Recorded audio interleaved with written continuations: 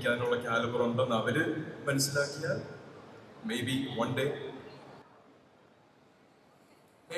കേൾക്കുന്നില്ല sir, can you see this? Goosebumps എനിക്ക് പാരുங்க.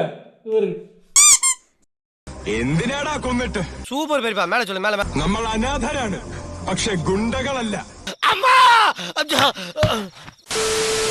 ഒരു പടം തിയേറ്ററിൽ വിജയമായി കഴിഞ്ഞ് OTT-യിലേക്ക് എത്തുമ്പോഴേക്കും ആ പടത്തെ പിടിച്ച് ഓവർ-റേറ്റഡ് ആക്കുന്നത് നമ്മുടെ ഓഡിയൻസിന്റെ സ്ഥിരം പരിപാടിയാണ്. അതിലെ മുഖ്യ കഥാപാത്രങ്ങൾ യങ്സ്റ്റേഴ്സ് ആണെങ്കിൽ പിന്നെ പറയേണ്ട കാര്യമേ ഇല്ല. എത്ര വലിയ ഹിറ്റ് പടമായിരുന്നെങ്കിൽ കൂടിയും OTT ഇറങ്ങുമ്പോഴേക്കും അനാവശ്യ ട്രോളുകളും കമ്പാരിസണുകളും തീർച്ചയായിട്ടും ഉണ്ടാകുന്നതായിരിക്കും. കഴിഞ്ഞ വർഷം റിലീസായ മഞ്ഞുമൽ ബോയ്സ് പടം വലിയ ഹിറ്റായിരുന്നല്ലോ. വലിയ ഹിറ്റ് എന്നൊക്കെ പറഞ്ഞാൽ മോളിവുഡിന്റെ സീൻ മാറ്റുമെന്ന് പറഞ്ഞു, അതേപോലെ തന്നെ സീൻ മാറ്റുകയും ചെയ്തു. മാത്രമല്ല, ഇവിടെ ഓടിയതിനേക്കാളും കൂടുതൽ ദിവസം തമിഴ്നാട്ടിലാണ് ഈ പടം ഓടിയത്. എന്നിട്ടും ഇപ്പോൾ അവിടുത്തെ ചില ഓഡിയൻസ് പറയുന്നു 2024 ഏറ്റവും വലിയ സ്കാം ആയിരുന്നു മഞ്ഞുമൽ ബോയ്സ് എന്ന്. കാര്യം പറഞ്ഞാൽ കുറച്ച് കടമൂത്ത ചെറുപ്പക്കാർ കാണിച്ചു കൂട്ടുന്ന തല്ലിപ്പൊളിത്തരം കാരണം അവർ ചെന്നുപെടുന്ന ട്രാജഡിയുടെ കഥയാണ് മഞ്ഞുമൽ ബോയ്സ്. ഇവർക്കൊക്കെ വേണ്ടി നമ്മൾ എന്തിനാണ് സങ്കടപ്പെടേണ്ടതെന്ന് ചിലപ്പോൾ പടത്തിന്റെ ഫസ്റ്റ് ഹാഫ് കാണുമ്പോൾ തോന്നിയേക്കാം. എന്നാൽ സെക്കൻഡ് ഹാഫ് എത്തുമ്പോഴേക്കും നമ്മളെ തന്നെ ഹോണ്ട് ചെയ്യാൻ പാകത്തിനുള്ള മേക്കിങ്ങും വിഷ്വൽസും കൊണ്ട് ഓഡിയൻസിനെ സീറ്റ് എഡ്ജിൽ പിടിച്ചിരുത്തുവാൻ ഡയറക്ടറെ കൊണ്ട് സാധിച്ചു. ഹെൽസ് കിച്ചന്റെ ഉള്ളിൽ വീഴുന്ന കൂട്ടുകാരനെ ഗുണ സിനിമയിലെ പാട്ടോടുകൂടി രക്ഷപ്പെടുത്തുന്ന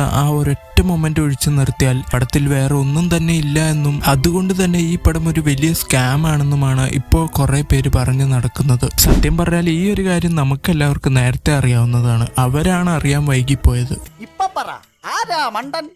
കണക്ട് ആവുന്നത് കേരള കണക്ട് ആയി அந்த untrimmed version is a hit over there.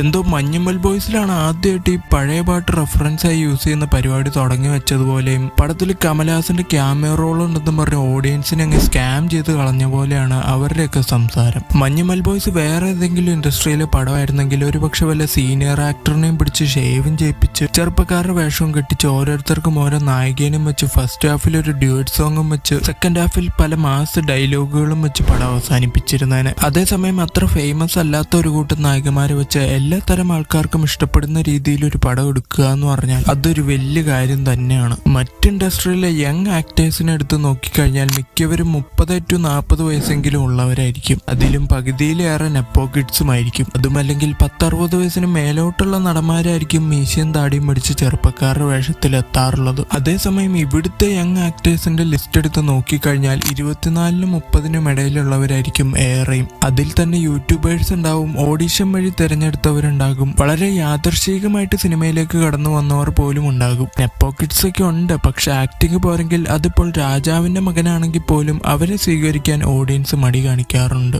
അഖിലക്കിനേനി, Naga Chaitanya, Ram പോത്തനേനി, വരും തേജ് ഇവർക്കൊക്കെ എങ്ങനെയാണ് തുടരെ നായകവേഷം ലഭിച്ചുകൊണ്ടിരിക്കുന്നതെന്ന കാര്യം മാത്രം ഇതുവരെയും ഒരു പിടിയും കിട്ടിയിട്ടില്ല. ഇവിടെ ഇന്നലെ വന്ന ചെക്കന്മാരുടെ അത്രയും പെർഫോമൻസ് പോലും ഇവന്മാരൊക്കെ ആയ കാലത്ത് ചെയ്തിട്ടുണ്ടോ എന്നറിയില്ല. ഇപ്പൊ അതൊന്നും അല്ല ഇവിടുത്തെ വിഷയം. ഇവിടെ ഉള്ളവർക്ക് തന്നെ ഇപ്പൊ ഏത് പടത്തെ വലിച്ചു കയറണമെന്ന് അറിയാത്തത് കൊണ്ട് തിയേറ്ററിൽ വന്ന് ഹിറ്റാവുന്ന എല്ലാ പടങ്ങളെയും കീറി മുറിക്കാൻ തുടങ്ങിയിട്ടുണ്ട്. ഉദാഹരണത്തിന് ആലപ്പുഴ ജിംഖാനയൊക്കെ പലരും കൊണ്ട് ഏറ്റവും മോശം സിനിമയുടെ ലിസ്റ്റിൽ ചേർക്കുന്നുണ്ട്. എന്തിനാണോ എന്തോ.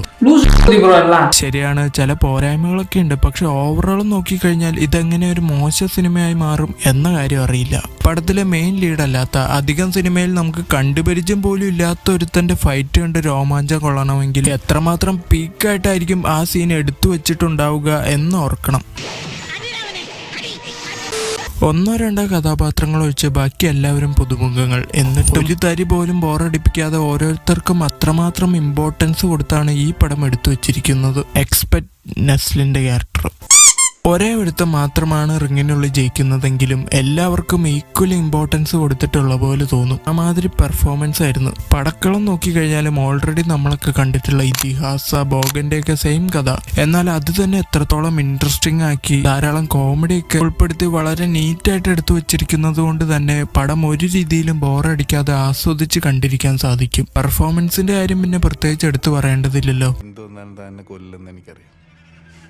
ഷറഫുദ്ദീനും സുരാജും ഒക്കെ നല്ലപോലെ എക്സ്പീരിയൻസ് ഉള്ള വ്യക്തികളാണെന്ന കാര്യം നമുക്ക് എല്ലാവർക്കും അറിയാവുന്നതാണ്. പടത്തിലെ സന്ദീപിന്റെ പെർഫോമൻസ് കണ്ടപ്പോഴാണ് അർഹിക്കപ്പെട്ട ഒരാൾക്ക് തന്നെയാണ് അവസരം ലഭിച്ചിരിക്കുന്നതെന്ന കാര്യം മനസ്സിലാക്കാൻ സാധിച്ചത്. പറഞ്ഞിട്ട് എന്ത് കാര്യം, പടക്കളം, വാഴ, ആവേശം, പ്രേമലു എന്നിങ്ങനെ ഇറങ്ങുന്ന എല്ലാ പടങ്ങളെയും അതിലെ യുവനടന്മാരെയും പിടിച്ച് ഓവർ റേറ്റഡ് ലിസ്റ്റ് ചേർക്കാൻ കാത്തു നിൽക്കുകയാണ് ഒരു കൂട്ടം ആളുകൾ. പക്ഷെ ശരിക്കും ഒന്ന് ആലോചിച്ച് നോക്കിക്കഴിഞ്ഞാൽ ഇത്രയേറെ യങ് ടാലൻസ് വാഴുന്ന മറ്റൊരു സിനിമ ഇൻഡസ്ട്രി ഇന്ത്യയിൽ തന്നെ വേറെ ഇല്ലെന്ന് വേണം പറയാൻ. സ്കൂൾ കോളേജ് റോൾസ് തൊട്ട് വളരെ മെച്ചൂർഡായ നെഗറ്റീവ് ഷെയ്ഡ് ക്യാരക്ടറുകൾ വരെ ചെയ്ത് ഫലിപ്പിക്കാൻ കൽപ്പുള്ള യുവനടന്മാര് മോളിവുഡിന് മാത്രം സ്വന്തം. ഇപ്പോൾ പടക്കളവും ഒരുപാട് പേർക്ക് ഓവർ റേറ്റഡ് സിനിമയായിട്ട് ഫീൽ ചെയ്തേക്കാം. പക്ഷെ മറ്റ് ഇൻഡസ്ട്രികളിൽ ഇറങ്ങുന്ന യങ്സ്റ്റേഴ്സിന്റെ കഥ പറയുന്ന സിനിമകൾ കണ്ടു കഴിഞ്ഞാൽ ഈ ഒരു ഫീലിങ്സിനൊക്കെ നല്ല രീതിയിൽ മാറ്റം വരാൻ സാധ്യതയുണ്ട്. കഴിഞ്ഞ വർഷം ഒരു കൂട്ടം കുട്ടികളെ നായകന്മാരാക്കി ടീൻസ് എന്നൊരു പടം റിലീസായിട്ടുണ്ടായിരുന്നു. എത്ര പേര് കണ്ടിട്ടുണ്ടെന്നറിയില്ല. സയൻസ് ഫിക്ഷൻ സിനിമയാണ്. പക്ഷെ പടമായിട്ടിരുന്ന് കാണുമ്പോൾ ഒരൊറ്റ തവണ പോലും കണ്ടിരിക്കാൻ വളരെ പ്രയാസമാണ്. ധനുഷിന്റെ സംവിധാനത്തിൽ വന്ന സിനിമയായ നീക്ക് ഏറെക്കുറെ പ്രേമലു പോലത്തെ ഒരു സ്റ്റോറിയൊക്കെ ആണെങ്കിലും അതും ഒറ്റയിരിപ്പി കണ്ടു തീർക്കാൻ വളരെ വളരെ ബുദ്ധിമുട്ടാണ്. ഒന്നോ രണ്ടോ പുതുമുഖങ്ങളെ വെച്ച് തന്നെ സിനിമ എടുക്കാൻ പെടാപ്പാട് പെടുന്ന മറ്റ് ഇൻഡസ്ട്രികളെ വെച്ച് നോക്കുമ്പോൾ 80ഓളം പുതുമുഖങ്ങളെ മാത്രം വെച്ച് പക്ക എൻഗേജിംഗ് ആയിട്ടുള്ള ഒരു അടിപൊളി സിനിമ എടുത്ത് അത് ഹിറ്റുമാക്കി കൊടുത്ത മോളിവുഡിനെയൊക്കെ എന്ത് പറയണം. ടോളിവുഡ്, ബോളിവുഡ് രണ്ടും നെപ്പോ കിഡ്സ് അടക്കി ഭരിക്കുന്ന ഒരു ഇൻഡസ്ട്രി ആയതുകൊണ്ട് തന്നെ ആ രണ്ട് ഇൻഡസ്ട്രികളെയും കമ്പയർ ചെയ്യാൻ സാധിക്കില്ല. ചെയ്തിട്ടും യാതൊരു പ്രയോജനവും ഇല്ല. അതേനേരം മോളിവുഡിൽ ഈ ചുരുങ്ങിയ കാലയളവ് കൊണ്ട് തന്നെ എത്രത്തോളം യങ്സ്റ്റേഴ്സ് ആണ് ആക്ടിംഗ് രംഗത്തേക്ക് ചുവട് വെച്ച് വന്നതെന്ന കാര്യം ശ്രദ്ധിക്കപ്പെടേണ്ട ഒന്നാണ്. എത്ര വലിയ നടന്റെ മോനാണെങ്കിലും ആക്ടിംഗ് വശമുണ്ടെങ്കിൽ മാത്രമേ നായകനായി സ്വീകരിക്കൂ എന്നുള്ള മൈൻഡ് സെറ്റ് ഉള്ളിടത്തോളം കാലം നല്ല കഴിവുള്ള യുവതലമുറക്കാർക്ക് എന്നും എപ്പോഴും ഇവിടെ ധാരാളം നല്ല സിനിമകളുടെ ഭാഗമായി മാറുവാൻ അവസരം ലഭിച്ചുകൊണ്ടേയിരിക്കും. നെപ്പോ കിഡ്സിൽ തന്നെ വളരെയധികം ഹാർഡ് വർക്കും എഫേർട്ടും ഇട്ട് സ്വന്തമായി കയറി വന്ന സ്ഥാനം ഉണ്ടാക്കിയെടുത്ത ഒരുപാട് പേരുണ്ട്. പക്ഷെ 10-20 സിനിമകളോളം നായകനായിട്ട് അഭിനയിച്ചിട്ടും ഒരു ജൂനിയർ ആർട്ടിസ്റ്റിന്റെ അത്രയ്ക്ക് പോലും അഭിനയിക്കാൻ അറിയാത്ത ഇവർക്കൊക്കെ വീണ്ടും വീണ്ടും എങ്ങനെയാണ് ചാൻസ് കിട്ടുന്നതെന്ന് എത്ര ആലോചിച്ചിട്ടും പിടികിട്ടാത്ത ഒന്നാണ്. ബെല്ലം കൊണ്ട സായി ശ്രീനിവാസ് പ്രൊഡ്യൂസറിന്റെ മകൻ എന്ന ഒരൊറ്റ കാരണം കൊണ്ട് മാത്രം 10ഓളം സിനിമകളിൽ നായകനാവാൻ ചാൻസ് കിട്ടിയ ഒരു വ്യക്തിയാണ് ഇങ്ങേര്. 10 സിനിമകളെയും ഏത് സീൻ എടുത്ത് നോക്കിക്കഴിഞ്ഞാലും ഒരൊറ്റ എക്സ്പ്രഷൻ. രജനി ഒരിക്കൽ തന്റെ സ്റ്റോക്ക് എക്സ്പ്രഷനുകളെ പറ്റി ഒരു വേദിയിൽ സംസാരിച്ചിട്ടുണ്ട്. நாம ஒரு ஸ்டாக் ஷாட்ஸ் மாதிரி நம்ம ஸ்டாக் எக்ஸ்பிரஷன் வச்சிருப்போம்.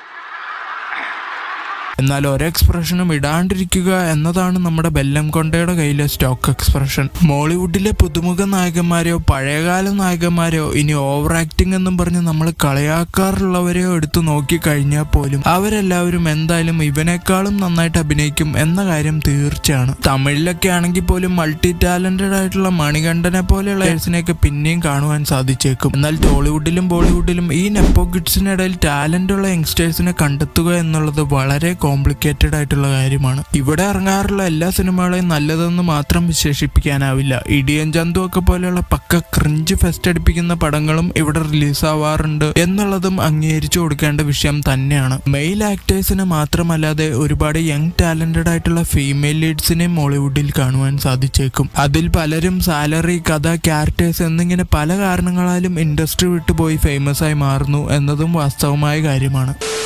അറ്റ്ലാസ് എങ്ങനെ നോക്കിക്കഴിഞ്ഞാലും ഇവരെല്ലാവരും ഇന്ത്യൻ സിനിമ എന്നൊരൊറ്റ കാറ്റഗറിക്കുള്ളിൽ പെടുന്നു. അവിടുത്തെ നടീനടന്മാർ ഇവിടുത്തെ സിനിമകളുടെ ഭാഗമാകുന്നതും ഇവിടുത്തെ നടീനടന്മാർ അവിടുത്തെ സിനിമകളുടെ ഭാഗമാകുന്നതും ഒക്കെ എന്തൊരു ചേലാണ്